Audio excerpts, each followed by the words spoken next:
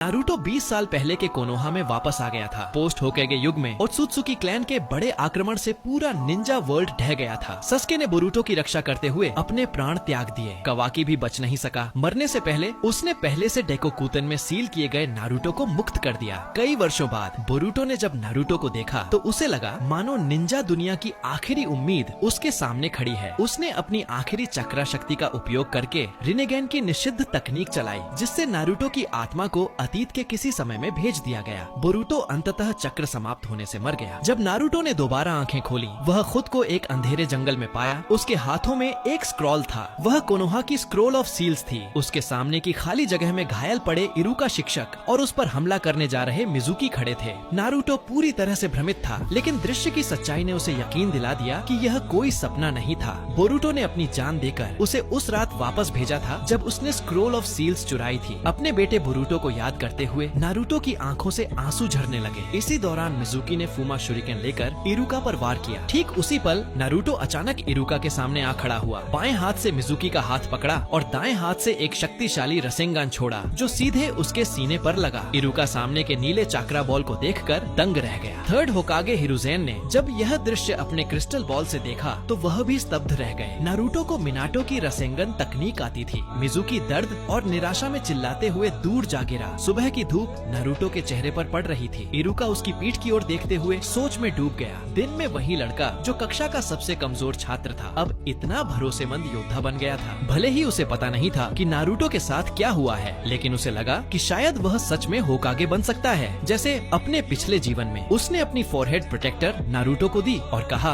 बधाई हो, तुम पास हो गए। हालांकि नारुतो पहले भी यह पल जी चुका था, लेकिन इस बार उसका दिल गहराई से भर आया। अपने बेटे बोरुतो की बदौलत वह उस भयानक भविष्य से पुनर्जन्म लेकर सबसे शुरुआत में लौट आया था। इस बार उसने निश्चय किया कि वह इतना शक्तिशाली बनेगा कि भविष्य के उन शत्रुओं को हरा सके और इस दुनिया की रक्षा कर सके। इरुका से विदा लेने के बाद नारुतो अकेला घर लौटा। वह मिश्रित भावनाओं में डूबा हुआ था। उसने पेट पर हाथ रखा जहाँ 8 ट्राइग्राम सील का चिन्ह उभरा। नारुतो 9 टेल्स के सील स्थान पर पहुँच गया। कुरामा ने उसकी उपस्थिति महसूस की और क्रोधित होकर अपने पंजे पिंजरे से बाहर निकालकर नारुतो की ओर झपटे, लेकिन नारुतो ने बचने की कोशिश नहीं की। उसने मुस्कुराते हुए कहा, तुम्हारी निगाहें अब भी वैसी ही हैं कुरामा। उसका यह संबोधन सुनकर 9 टेल्स की आंखें चौड़ी रह गईं। उसने पूछा, तुम्हें यह नाम कैसे पता? नारुतो ने कोई जवाब नहीं दिया, बस अपना दाहिना हाथ आगे बढ़ाया और कहा, अगर सच्चाई जानना चाहते हो तो मेरे साथ मुक्का भिड़ाओ। कुरामा ने कुछ देर तक घूरा, फिर सन्नाटा छा गया। कुछ पलों बाद एक इंसान और एक दैत्य सालों बाद फिर से फिस्ट बम्प करते हैं। दोनों की साझा यादें, युद्ध, बरियन मोड, शैडो क्लोन्स, ओत्सुत्सुकी से लड़ाइयाँ, सब मानसिक रूप से एक दूसरे को महसूस होती हैं। सब कुछ जान लेने के बाद कुरामा ने सामने खड़े इस युवक को जटिल भाव से देखा। उसे विश्वास नहीं हो रहा था कि सेज ऑफ 6 पाथ्स की भविष्यवाणी सच हो गई। वह खुद कभी इंसानों के लिए बलिदान देगा, ऐसा उसने नहीं सोचा था। उसने पूछा, इतने सालों बाद भी क्या तुम मेरा इंतजार करते रहे? नारुतो ने सिर हिलाया, हाँ, लेकिन आखिर में मैं तुम्हें दोबारा नहीं देख सका। अब इस रूप में फिर से स्वस्थ कुरामा को देखकर वह बेहद खुश था। कुरामा ने ठंडे स्वर में कहा, वह भविष्य का मैं था जिसने तुम्हें स्वीकार किया, मैं नहीं। नारुतो मुस्कुराया और बोला, तो मैं कोशिश करूंगा कि अब वाला तुम भी मुझे स्वीकार करो। दोनों के बीच कुछ देर तक मौन रहा। फिर सील स्थान में हंसी की गूंज उठी। इसी समय माउंट मियोबोकू पर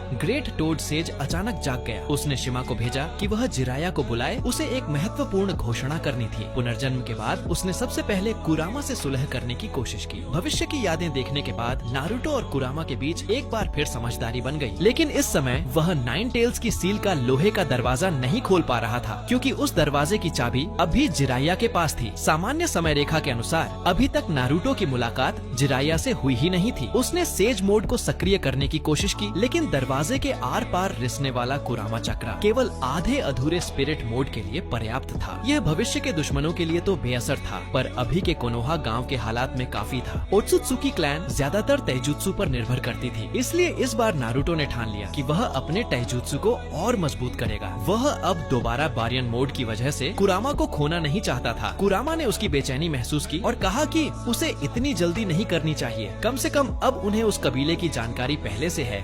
यह एक अच्छी शुरुआत है। नारुतो ने सिर हिलाया। जब तक कुरामा उसके साथ है, उसे लगता था वह सब कुछ बदल सकता है। अब जब यह दूसरी जिंदगी है, उसने मुस्कुराकर कहा, तो इसे जल्दी पूरा करते हैं। दोस्तों, आज का वीडियो बस यही खत्म होता है। उम्मीद है कि आपको ये वीडियो पसंद आया होगा और आप इसे एंजॉय कर रहे होंगे। अगर आपको वीडियो अच्छा लगा हो तो कमेंट में जरूर बताइए कि कि आप अगला पार्ट देखना चाहेंगे। लेकिन दोस्तों अब देर किस बात की, वीडियो को लाइक कीजिए, कमेंट कीजिए और चैनल को फॉलो करना बिल्कुल मत भूलिए, ताकि आप हमारी अगली कहानी और मजेदार वीडियो मिस न करें। रहिए हमारे साथ और देखते रहिए हमारी कहानी के अगले रोमांचक मोड़।